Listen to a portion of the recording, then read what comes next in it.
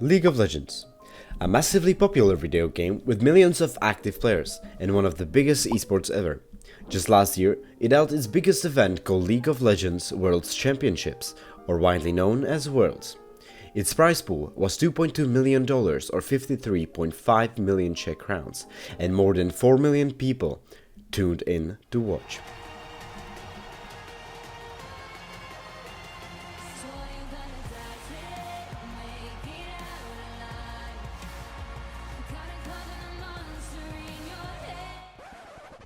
On the other side, we have the NBA, with around 6 million people watching the main event and with a prize pool of around $20 million. By now, I hope some of you have caught on as to what this interview is going to be about. If not, then...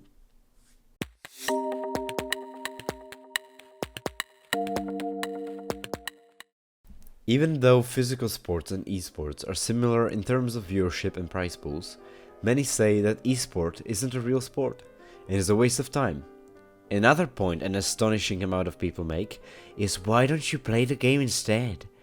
Those same people then go on to watch football on their couch. Usually it's the old generation that is making these kind of points, but still. What about the younger generation then? What do they think? And that is the reason why I've chosen someone younger and someone I've used to play games with. His name is Stan, he's 24 and he's from the Netherlands, and I used to play CSGO with him. And he's agreed to answer some of my questions about games and esports. Hello again. Hello again. So I have 14 questions I would like to ask you. The first one is, would you like something to tell about yourself that people should know before we start? I've been gaming all my life. I think all that matters, really. At the moment I'm studying mechanical engineering and well, my spare time I game. I go to the gym and I practice judo. And what kind of games do you play? Basically everything. It's ranging from Counter-Strike to Age of Empires to Kerbal Space Program, Mountain Blade, basically anything. What's been the favorite of yours throughout these years? It's probably Minecraft and Escape from Tarkov. Classic, timeless. Especially Minecraft. I haven't played Tarkov yet. Would you say you're good at the games you play? I would say at least average, maybe a bit above average. Yeah, would be nice with the amount of time you spent on it. Yeah, exactly. What do you think of professional players, for example? You can actually earn money with playing a game. That's pretty awesome. But it's also, I think what a lot of people don't realize, that you have to dedicate a lot of time into a game if you want to get into the esport. Because those people, they play Counter-Strike for like 12, maybe 16 hours a day, so they don't really have a life outside of it. Yeah. So what do you think about esports in general? Well, a lot of money has been going into it lately, especially with Fortnite coming up. Last few years, it has gotten a lot of attention, a lot more than it used to. And I think it's nice for the community, for the gaming community overall, to get some more appreciation, but also make people realize that it's more than just playing a game. Because a lot of people also like meet their friends online via games. It's so much more than just playing a game. Mm-hmm.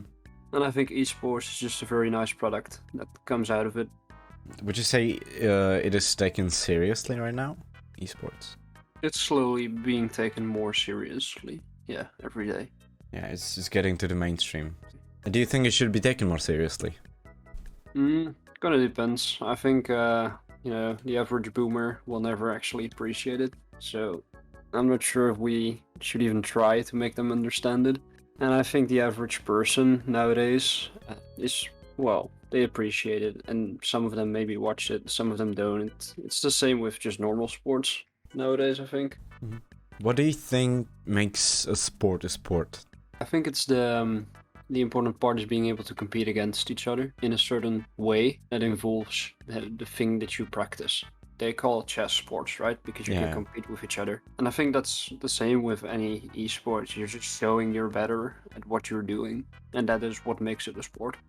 What's your opinion on countries such as South Korea that basically made esport their national sport? It's pretty cool that it's accepted in countries like that, and that countries like that actually fund it. And a lot of gamers come from like the Asian regions, so I'm not surprised that South Korea is one of the countries that's actually put a lot of money into creating a proper scene for it. And I think it's also important that if you, as a government, invest money into it, it also means that you have a little bit of, well, directive power over what the whole scene does. So you can also protect maybe children from it. Yeah. So to make sure that 12-year-old kids aren't playing like 12 hours a day to try and become the next esport player. Or maybe parents trying to train their child to become one. Because it's also very important for parents to know what their kids are doing. And if a government is going out there funding it, parents will have a lot of more chance to actually know what's going on, because it's not something that only their kid tells them about.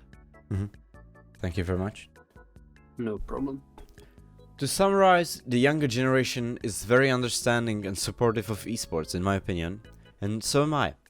But the older generation is also getting more and more used to it. They're beginning to understand why some people enjoy it. The generational gap between me and Stan isn't that big, so many issues we discussed we agreed on. I think there was only one issue which I didn't entirely agree on, which was if esports should be taken more seriously. I think it's definitely worth trying, and it definitely should be taken more seriously, because it's not easy. I would say Stan is a typical guy in his 20s that enjoys games, which I'm not fully sure if being a gamer is typical when you're in your 20s, but for this subgroup of people, I'd say he's pretty typical. I hope all of you took something from this video, because it took me a while to create. And thank you all for your attention.